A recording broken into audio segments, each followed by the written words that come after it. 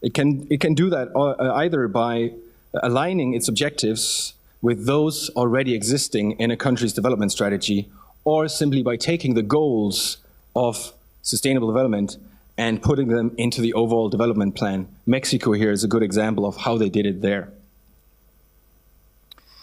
Ideally, trade and external financing should also supplement the National Sustainable Development Strategy and not offset its goals. Actions of multilateral development banks and corporations should be required to harmonize their activities with national development objectives. In reality, however, research has shown that many of these strategies have remained cosmetic strategies because they haven't been able to establish synergies with these existing development plans. Additionally, many business operations and aid flows can be said to some extent to have disregarded sustainability concerns in favor of their own, perhaps sometimes offsetting vested interests. Research has also shown that many development projects have been too results-based. They have not really focused on institutionalizing processes that once you have gone in and completed your development project and you go back out, you do not leave the institutional infrastructure in place that can ensure that this goes on for the long term. So the limitations are that if the NSDSs fail to identify concrete entry points in planning, then they may not be relevant.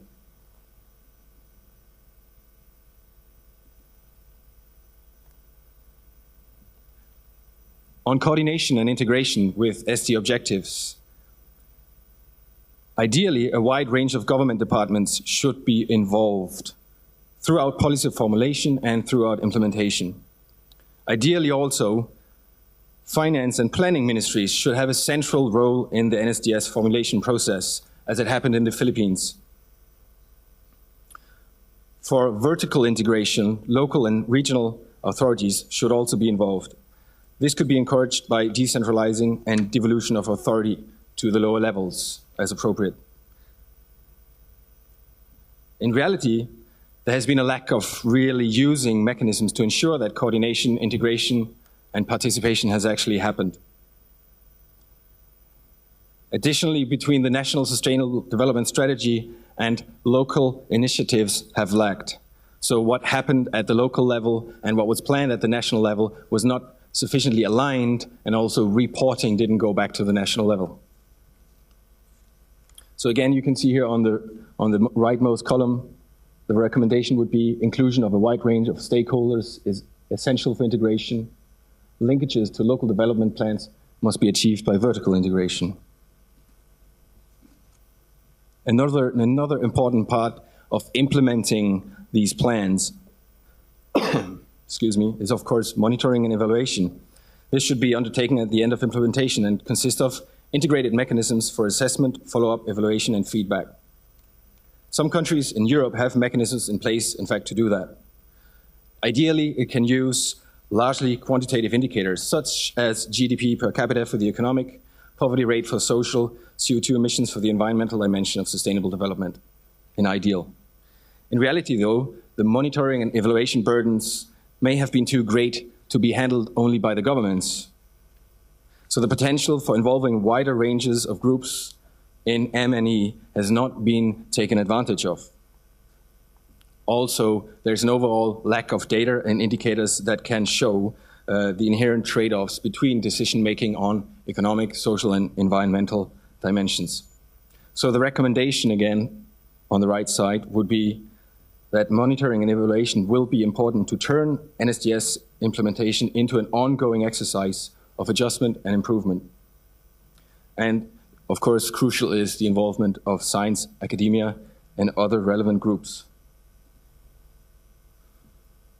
Another point I will quickly jump to is stakeholder participation and partnerships. Ideally, making a fair value judgment about which trade-offs to pursue requires participation of all impacted parties. So there should be provided a space for civil society to be consulted, to hear about the plans that are to be decided. So-called triangular partnerships between government, private sector, and civil society have been used. So I'm hearing now that my time is up. I will wrap up. So partnerships and participation is important. On the underpinning role of science, can I get one more extra minute? Yeah. Thank you. So NSDS obviously requires cost-benefit analysis to enable management of trade-offs. And there should be quantitative indicators and targets to guide implementation. So a clear legal mandate for involving science into this should be established. In theory, you have all the known systems of assessments, EIA, SEA, SIA, ISA, and so on. But it's still not clear how these assessments are actually implemented. And there's an overall lack of capacity in many countries to undertake these assessments.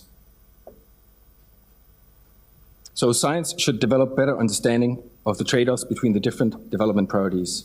Science and academia should be brought in to advise governmental decision-making to a greater extent than at present.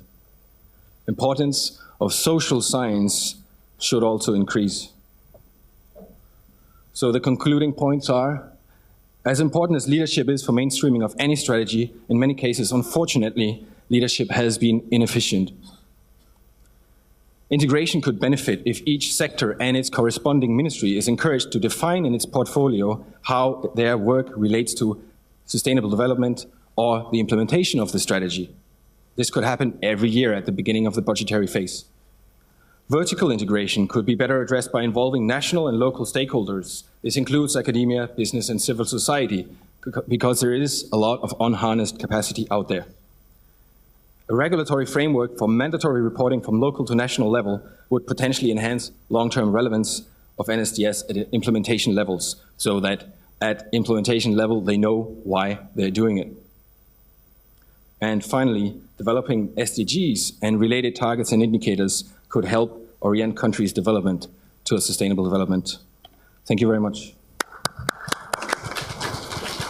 Thank you, Simon, for your presentation. In particular, you touched on the very important implication on the NSDS development, and it is a very important aspect. You have already provided us with the very good basis for further development in the context of national strategy.